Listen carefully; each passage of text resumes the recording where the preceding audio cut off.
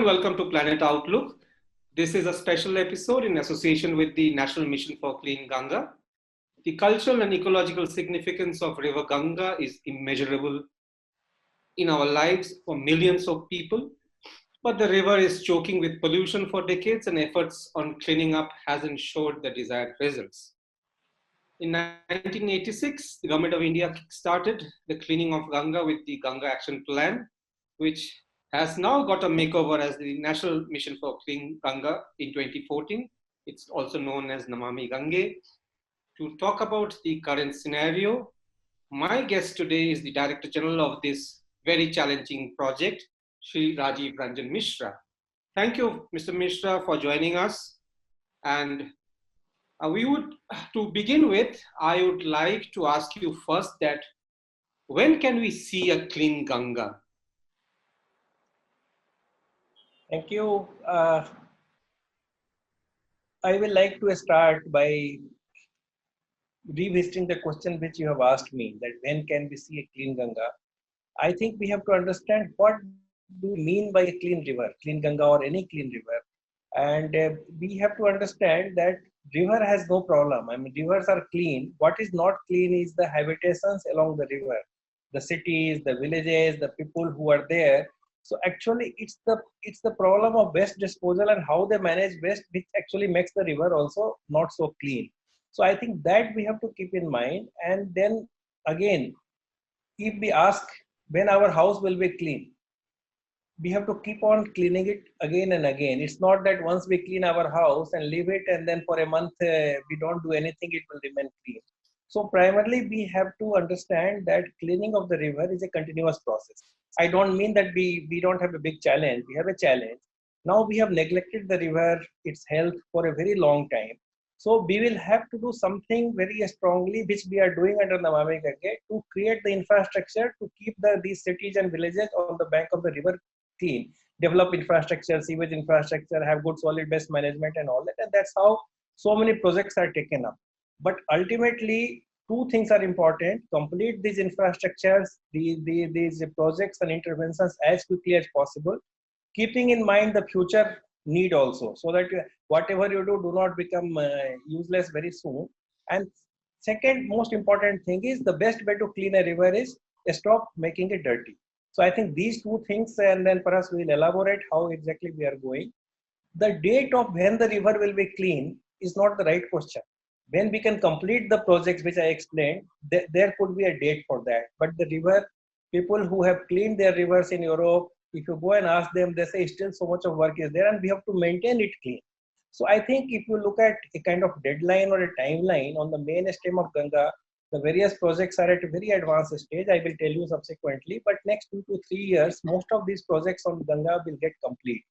But does not mean that by just completing this thing, our job is over. We have to keep them operating, we have to keep them running, and we have to stop polluting it. Because if you keep on polluting it, no matter how much cleaning you do, it will still remain unclean. So I think this aspect of continuity, of long-term intervention has to be understood to really do a meaningful job. How much of your strategy has changed from the Ganga Action Plan, which we used to know, where lots of money has been spent, but we haven't seen the results? And now that you have taken over the project for the last few years, and many environmentalists have told me that you have done a lot of out-of-box kind of thinking on the project and have initiated a lot of things. Almost 35% of the project is complete. So if you just briefly tell us that, how are you tackling the present kind of crisis? A really good, thoughtful question, because you have very rightly said we have started doing various things differently. If we would have the other day, Honorable Prime Minister, while inaugurating Uttarakhand projects, he very nicely summarized it, that if we would have continued to do the same thing as was being done in the past, perhaps the result also would have remained same. So what we did, we actually tried to make it a very comprehensive program. First difference was, it's not a cleaning program, it's a rejuvenation program. So cleaning is an important part, no doubt, but actually we are going beyond cleaning. So that was one. Second change which happened, we tried to do it in a more scientific way, like we tried to do a kind of profiling of the entire river and all the cities, towns and villages along the river and what exactly is needed. Another thing which we saw that the problem of previous program was perhaps like you mentioned about lot of money has been spent and all that, but if you look at from 1986 to 2014, the amount spent was around 4,000 crore. I don't say 4,000 crore is a small amount, it's a big amount. But if you divide on an annual basis, roughly 130, 150 crore per year is being spent. Do we think that kind of intervention is going to arrest the kind of pollution which is happening in such a mighty river? It's not. So when we looked at that, we got a very good thing in this program that we got a very comprehensive budget and a kind of mandate that you can plan. If you have a budget of something like 2,000, 1,500 crore to 2,500 crore kind of range per year, then perhaps you can really make some difference, like planning for right from beginning to end of the river and then start doing it. Normally, the main problem has been that whatever you construct, one thing is we construct at a much slower pace than the population increase. So actually, whatever you construct, the gap will keep on widening. Here we are trying to look at 15-year requirement and construct in a very aggressive way, so that the gap will start narrowing down, which is happening now. Another problem, another change which happened, a major change which happened in the cleaning part was looking at 15-year maintenance, operation and maintenance of whatever we are constructing, because most of the assets created earlier, we did a kind of scientific survey, we found more than 50% were defunct.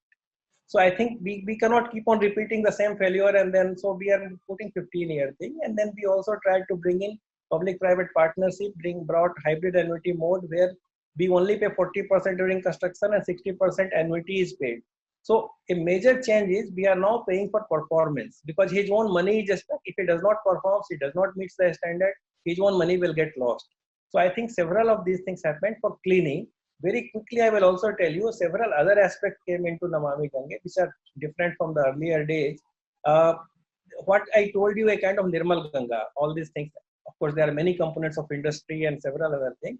But broadly speaking, then there's a whole lot of things about Aviral Ganga, which we call Aviral Ganga, looking at flow, looking at improving ecology, biodiversity, forest around that. So I think there is a whole lot of interventions. For the first time, it happened here. Then the third part, which I will tell you, is a kind of connecting people with the river, Jan Ganga. I mean, really bringing lots of stakeholders all around into this. And then the fourth component, you can say, improving our knowledge. So we have started with the IIT consortium report, the basin management plan, environmental flow assessment. So lots of new knowledge, lots of new things have happened. So putting all these four factors together, it becomes Namami Gange, and that's where you will see one component complements another component. Completion of project, I will just like to correct it. Some of the projects are long term. Forestry cannot be 2-3 year projects, a 10-year project. But looking at sewerage projects, we have got 113 projects on the Ganga. Almost 50% of them we have completed in last 4-5 years. And now the pace is much higher. So I think very soon we will be completing, because initial 2-3 years looks into the DPR preparation, tendering and all those things. We have come out of those phase. So that's why you can see Uttarakhand, more or less, we have completed all our sewerage projects, and which were all inaugurated. UP also more than 50% projects are over. So I think things have really picked up. And I see no reason why the momentum will slow down. It will further keep on increasing, and we would be able to. And we are also seeing a lot of visible results. You talked about a lot of these partnerships in this here. So what about the center-state partnerships? How good? Obviously, all states, there will be some states who are more proactive. There will be some states who are not so proactive. So if you can tell us about how this has developed with the relationship between center and state to clean up the river Ganga, because states play a very important role here also. You talked about, because I am asking you because you mentioned about public-private partnerships and so on and so forth. You are absolutely right, because a mission of this size and this kind of diversity of interventions need lot of partnership. And let me tell you, the relationship with a state has to be very, very collaborative, because most of the projects which we sanction, execution is done by them. Though we have our own supervision and guidance and technical support, but actually they are active support is very much necessary to achieve results. So another thing I will tell you, Ganga is perhaps the greatest unifier. So this is a cause where you get support. I mean, no one will come theoretically saying that this should not be done or this is not an important task. So I think it unifies, and by and large, we are getting support. But to get this kind of support, you also have to create some institutional mechanism, which again is a very important component of Namami Gange. In 2016, a kind of order was given making NMCG as an authority under EP Act. And if you, I mean, I will maybe in other parts I will cover, but here what is relevant is it actually creates a kind of institutional mechanism right from the topmost level. We call National Ganga Committee chaired by Honorable Prime Minister. Then we have got one empowered task force chaired by our minister for coordination among other ministries and also a state government. A state level, then NMCG of course there, and then a state level chief secretary chairs a meeting. And then for the first time in this program, we have created District Ganga Committee. Because right from National Ganga Committee, there is a link to the District Ganga Committee chaired by the district magistrate, and DFO is part, and all other departments are there, and district level experts, NGOs are also part of that. So I think this mechanism actually is bringing a lot more coordination. And one thing which we have done is about financing estates, because this is a program which is 100% now funded by Government of India. So we are ensuring we have created a very innovative mechanism of monitoring our money. So it does not get into the state exchange. It gets into a kind of dedicated body like NMCG at the State Mission for Clean Ganga. So money goes there. And we have a system of mother and child account. So we are able to monitor actually how the money is getting spent and where it is lying for a longer time and all that. So there is a much better institutional mechanism which is improving our coordination and work at the field level with the state government in this program. But if I am correct, I think there are 11 states involved in this, spreading across the Ganga basin. Yes, the basin is large, as you rightly say. 11 states are there. What we talk about main states, that 5 states: Uttarakhand, UP, Bihar, Jharkhand, and Bengal. But this is also a mission which is also handling other tributaries. So we also have projects in Haryana, we also have projects in Delhi for Yamuna primarily, and also Himachal Pradesh. So these 3 states are also there. Other than that, we have got Madhya Pradesh, Chhattisgarh, and Rajasthan, part of them, not the entire state in this basin. But our projects, I mean, the direct funding of projects are mostly in these 5 states, Ganga states, plus 3 states on Yamuna. Delhi, Haryana, and Himachal.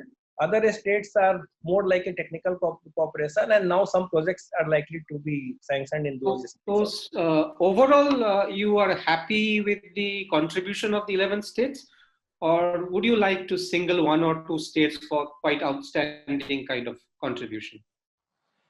See, we are happy with all states, let me tell you, but we also put a target that the origin state is Uttarakhand. So we actually focused quite a lot, and Uttarakhand state also was very proactive. And you can see the result, we have completed projects in Uttarakhand. So that is one state which has taken lead certainly. Uttar Pradesh also has given a lot of importance, and we have several major iconic projects getting complete in Uttar Pradesh.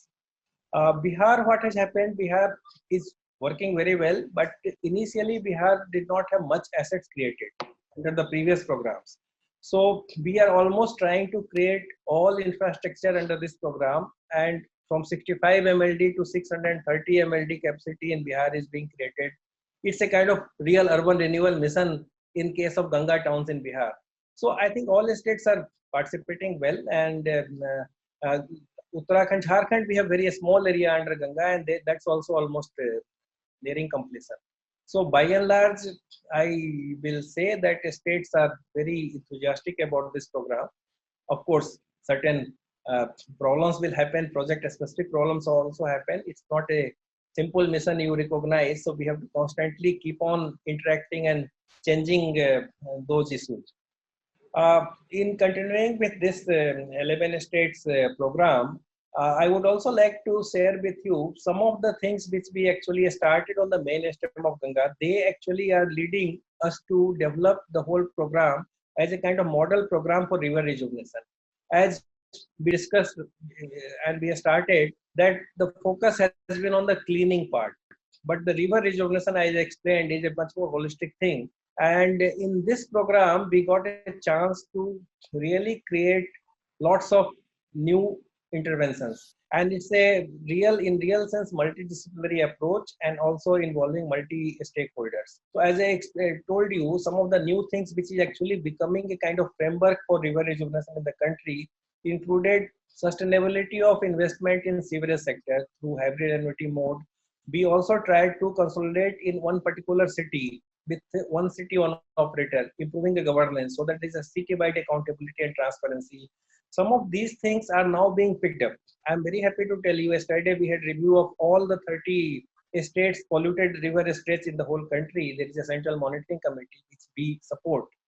And Telangana government actually yesterday said that now they have taken our documents and all that, and now they have gone for hybrid annuity mode in Hyderabad. Almost more than 1,000 crore worth projects they have tendered out on this particular mode for the pollution of Musi River, because that's again a highly polluted and highly challenging thing. Niti Aayog has also recommended that some of these approaches should be taken up by the other urban development agency in other states. So I think that's one area where it's expanding as a kind of model program. Similarly for industry, industrial policy again a very important area. So we started there like a grossly polluting industry inventory was created. Then we are involving third party IITs, NITs to do annual inspection of industry to break a kind of local support may not be so neutral. So we have tried to do that. Now we are trying to do it for Yamuna. I mean, already it has started on Yamuna and Hindan area after we got good compliance there. So apart from that, if you look at e-flow is another area where we have actually laid down a kind of new determination. Maybe we'll talk in detail later about that. To that e-flow part, sir. I would come to that e-flow part because you've been known to bring policy level interventions in the ecological flow notification in 2018, if I'm not wrong, yes, which is a very key aspect for rejuvenating rivers, because that's the crux of the flow of the river is very important. And but how do you ensure an e-flow when so many dams are obstructing the natural course of the river? We have planned many more dams in Uttarakhand and here. So how will you manage the e-flow? And then the number, whatever number that the government has set, many of the experts, I believe, are not happy with that e-flow figures. Very, very important question. And as you say, when we look at river has to have something which has flow. So our notification of e-flow in 2018 is a kind of path-breaking initiative. There may be an issue that perhaps it is too less. At the same time, there are also several people who say that even this cannot be followed, and then they are also trying to fight in the court of law that perhaps we have put too much of flow requirement. But anyway, things are more or less settled down. What we say is it's a minimum flow for the longitudinal connectivity. And you are right, any kind of a structural intervention will obstruct this flow. So if you look at this notification, idea is that any power plant or any other barrage is there, they have to release in different season a particular quantity of water so that a minimum flow is maintained. More or less the hydropower projects in Uttarakhand, except one or two exceptions, everyone else has been releasing it. They have started following. In fact, we had given them 3 years time to implement it, but we got the whole thing inspected through CWC and we realized that almost all of them have wherewithal to release this much of water. So actually we reduced it to 2 years, and then now most of them are following except one case. Let's not discuss that case because that's in the Uttarakhand High Court. So if you look at the notification, it's not only the release of flow and then the obstruction of these barrages. First of all, not many hydropower projects, new projects are coming up in Uttarakhand. There is some sort of policy that whatever is constructed, it's okay. Plus some of them are at a very advanced stage. Apart from them, other projects are, as you are aware, have been stalled, and then new projects are also not likely to take place. So that is one decision government has taken. Second thing is also that the irrigation. The problem is primarily with over extraction of water in irrigation sector. That's the real problem, because the moment Ganga comes to Bhimgoda Barrage in Haridwar, and then we are through very well developed Ganga canal system, which was developed long time back, centuries back, lot of water goes off. So in our e-flow notification, if you see, we have also tried to highlight that demand side management is very important. Only by release of this much of water, you cannot maintain good flow in the river. However, this notification is very important, ideally because first time government has recognized the right of river over its own water. I mean, mind it is very important. Today it may be 20% or 30%, but once the right is recognized and once we move like this, it's only minimum flow. In fact, if you see the last 2 seasons, more water has been released than what is mandated on the minimum flow. It's a happy thing. But if you simply start with a very high flow, people will not accept it because farming is also very important and then our food security is involved. They have been using a particular quantity of water for more than 100-150 years. So I think it has to be slow process of convincing them, improving water use efficiency in the agriculture and bringing back even 5% water we save in agriculture. That will increase environmental flow much larger. So I think that is something which is important. We are moving on that. Apart from that, for improving flow, what we are also trying to do, the wetland along the river, the floodplain is very important. So we have enumerated the wetlands in the floodplain, especially in UP. 226 floodplains on both sides of the river within 10 kilometers of the river. We are now taking up a special program for rejuvenation of these wetlands. Because see, that will, when the rain comes, that will bring back a lot more. I mean, what is the typical surface connectivity or lateral connectivity will improve in the wetlands in the floodplain. So that's again something which is very at a kind of policy level. First time wetlands are being increased to the basin level conservation. Otherwise, normally one or two talao, they only be talk about the local catchment. We don't talk about the kind of basin level figure. Lot of forestry is happening. Again, that's something we created a very good scientific DPR for forestry with FRI. Now Ministry of Environment and Forest is having similar approaches. It is being extended for 13 more rivers in the country. So I think this created a kind of model for catchment area treatment, forestry. They will all be improving the flow. Here I want to ask, since you mentioned wetlands and floodplain, what about, sir, the river regulation zones which were kind of gathering dust, which were supposed to be implemented in the lines of the coastal regulatory zone? And a lot of the environmentalists and river activists keep raising this issue that we only see the river as a channel of water. We don't give importance to the floodplain management. There is rampant encroachment. You know the problems. Since you mentioned wetland and floodplain, so I just wanted to come back to this issue of the river regulation zones. It's very important area because often people do not understand the importance of the floodplain. But they are very important for, I mean, we talked about e-flow and then the longitudinal flow and all that. Floodplains are very important to bring water back in the river from two kind of connectivity. One thing is the lateral, like the wetlands and the floodplain. And then also vertical connectivity, because it also improves the groundwater. And if floodplains are healthy, the groundwater recharge will be better. And then the river during lean season will get water. So, and you are very right that the river regulation zone has been under discussion for a long time.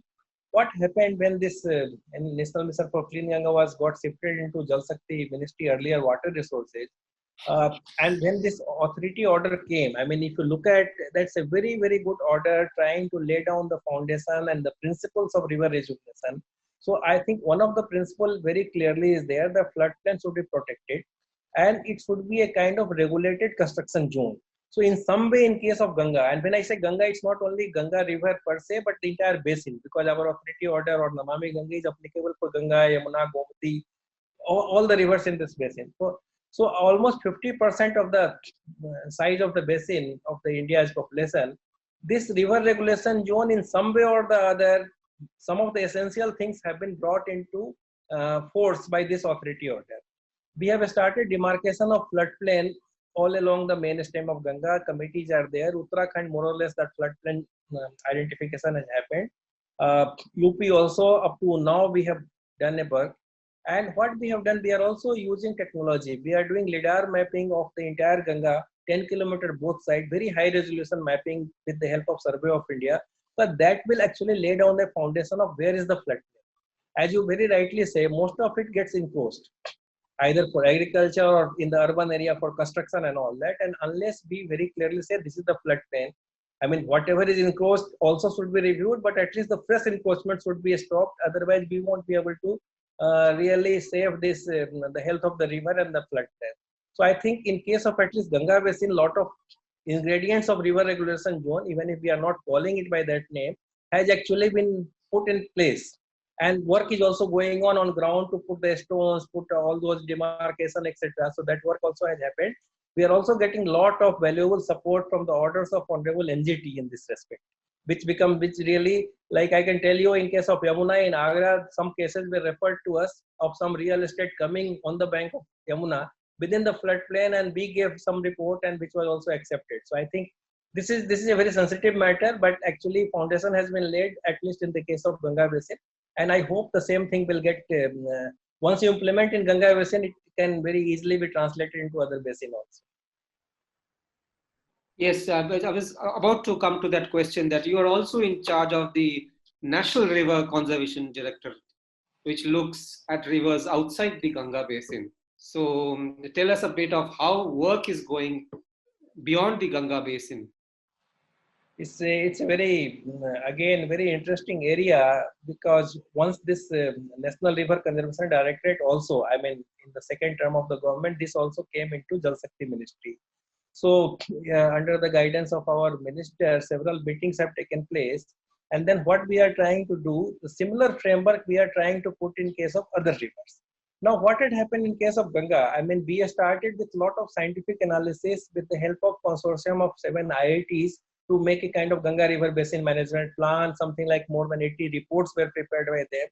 So now what we have decided, first one decision for the other rivers is also the river rejuvenation approach, because NRCP has been basically concentrating upon STP, unlike Namami Gange where we have multi-directional approach. So that has been decided.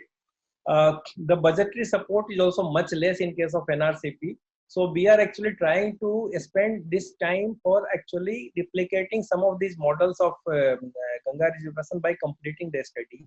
We are taking up basin management planning for 5 rivers, 5 major rivers to start with. That is, these rivers were also mentioned in the address of Honorable President to Parliament. So we have picked up Periyar, we have picked up Kaveri, Godavari, Narmada, Mahanadi. So these are some of the rivers which have been actually targeted, where we will try to start working. Of course, polluted stretches, wherever they are, NRCP will keep on working. But another thing which we are trying to do, very interesting things, I told you about the forestry plan for Ganga. So I think 13 more rivers, many of them are outside Ganga Basin, they have been taken up by MOGF. Biodiversity, we actually did a good biodiversity mapping of the entire stretch of Ganga. Not only scientific mapping, we also created a community cadre called Ganga Prahari all along Ganga. So almost in every major village, we have got a community worker, well trained, along with the livelihood related skills given to him. So now, similar kind of profiling from Ganga, we have now shifted to all other rivers in Ganga Basin. And now, beyond Ganga Basin also, we have recently engaged Wildlife Institute of India to extend similar work for these 6 rivers beyond Ganga Basin. I told you, and then one is Barak River in northeast. Sorry, I heard basically also with WI, you have basically started this project Dolphin, which is a dolphin. The river dolphin is our national aquatic animal. So since you are talking about biodiversity, please tell us a bit about the project Dolphin also.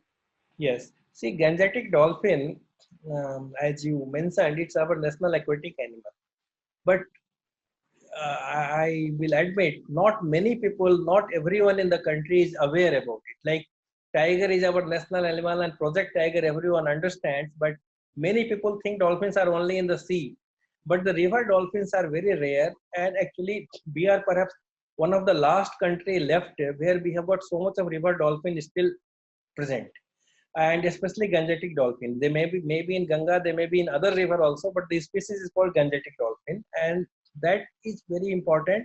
You will find reference of this Gangetic dolphin right in the old scriptures also. They are very much associated with river. They are also important as a kind of biological indicator of the river health, because that's a kind of keystone species. That's why there is so much of emphasis on dolphin.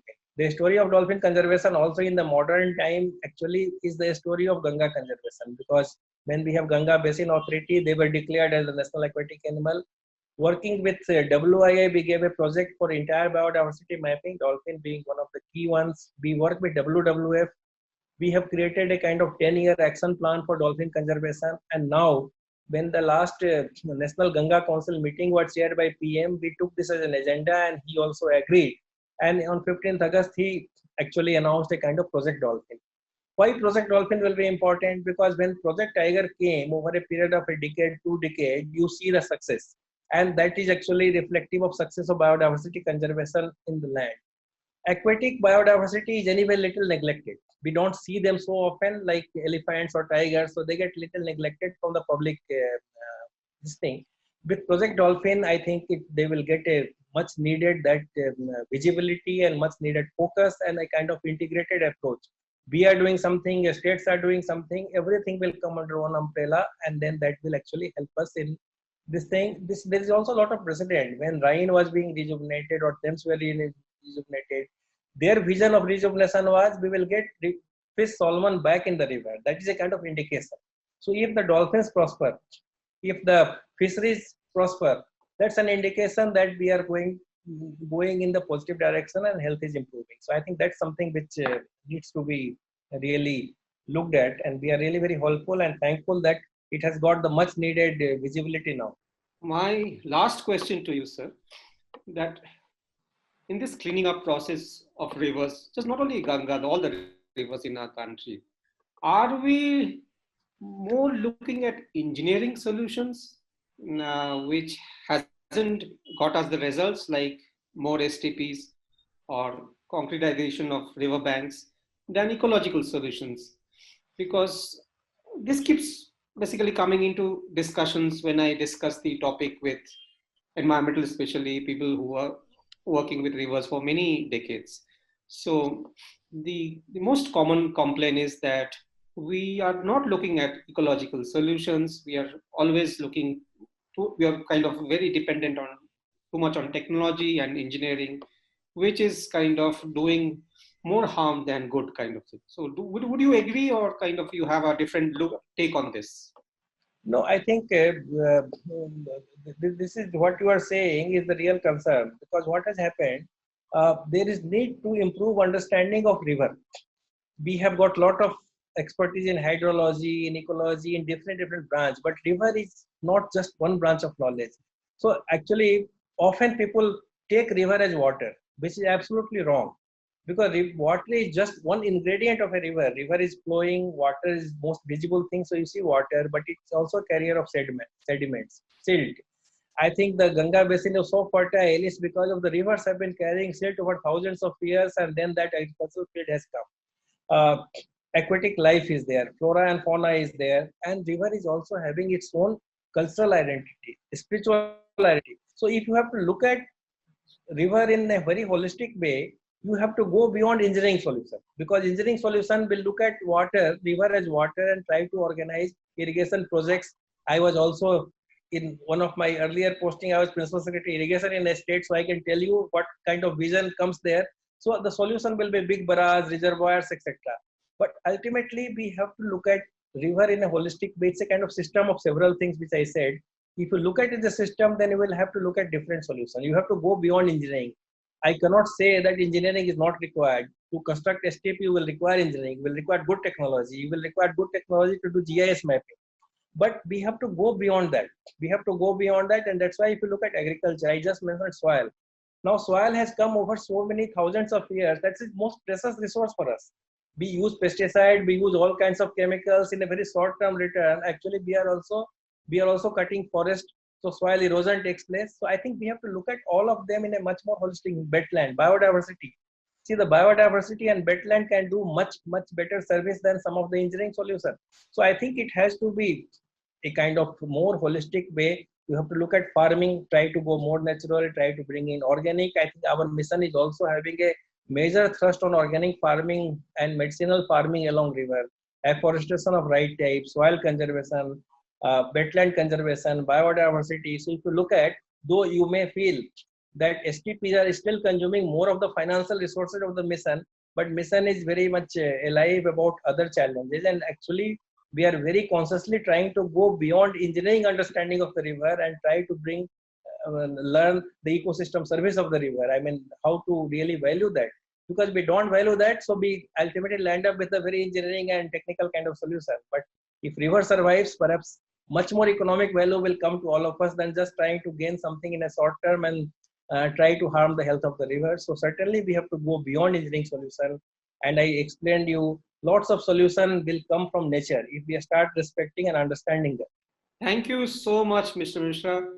It was really pleasure having you on this show. I hope viewers will learn a lot of things, and I wish you the best Thank for you. the future. And stay safe. We'll see you soon. Thank you. Thank you so much.